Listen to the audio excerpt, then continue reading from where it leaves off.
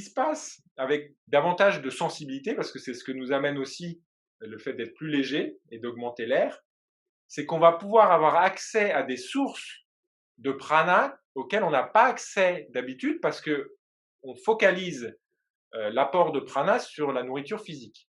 Donc, ce qui va se passer pendant le jeûne, c'est qu'on va avoir accès aux canaux d'autres canaux de nourriture pranique qui sont évidemment la respiration, d'accord, mais Ouais, aussi la vue, d'accord, ouais. et l'odorat. C'est-à-dire que d'autres sens, les sens vont s'affûter et on va pouvoir se nourrir beaucoup plus d'une odeur, de la beauté d'une plante, d'un paysage, de quelque chose comme ça.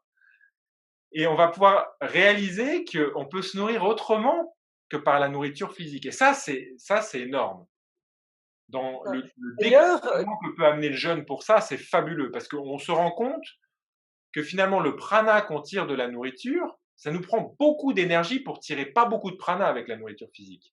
Alors que quand on respire consciemment ou qu'on regarde un coucher de soleil, c'est beaucoup de prana pour très peu d'énergie pour notre corps physique. d'accord. Et à contrario, on remarque que quand on jeûne sans rechercher, une nourriture, spirituelle, enfin, sans nourrir nos sens et ben, en fait, finalement, on ne tient pas le jeûne.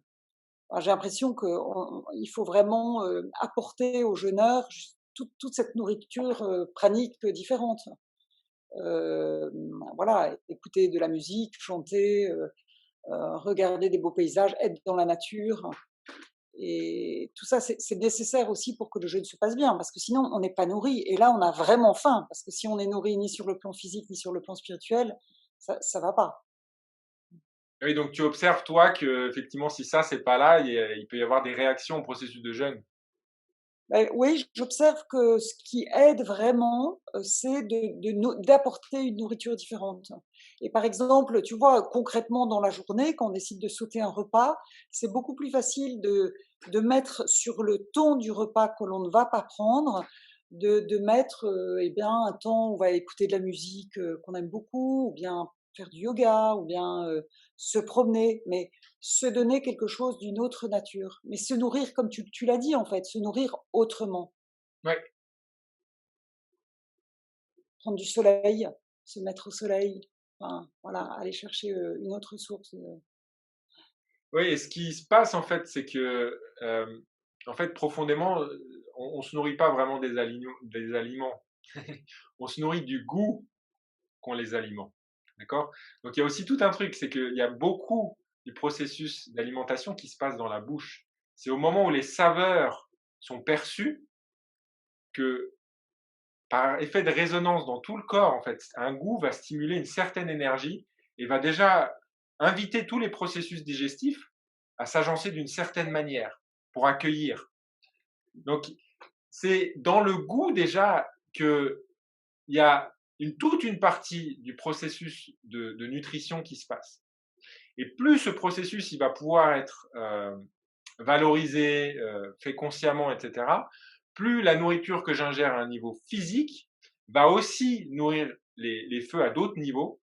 Et c'est à ce moment-là que les repas vont être moins alourdissants. C'est-à-dire que quand on mange et qu'après on est crevé après un repas, c'est qu'il y a quelque chose qui ne s'est pas passé correctement. Soit j'ai pas ouais. assez mâché, soit j'ai mangé quelque chose qui est trop lourd pour moi et mon système a du mal à le digérer. Mais c'est le fait que je m'écroule, c'est le signe que le feu de mon attention a été transféré dans le feu de ma digestion. Et ça veut Ah dire ouais. qu'il y a quelque chose qui cloche dans le repas que j'ai pris. Et ça, le Il jeûne y va a nous amener dans la conscience de ça. Parce qu'on se rend compte que, en fait, quand on a le feu de l'attention, ben, en fait, on peut se nourrir de choses beaucoup plus subtiles que le côté habituel de la nourriture un peu plus grossière. Mais à travers la nourriture physique, on peut aussi avoir accès à ces dimensions plus subtiles du prana. Mais sans être passé par un jeûne, c'est très difficile. J'aurais tendance à ouais. dire que le jeûne, c'est la manière la plus évidente pour avoir accès à ça. C'est-à-dire, après même, quand je reprends une alimentation plus normale, de voir comment je peux aussi me nourrir à un niveau plus subtil quand je prends une nourriture physique.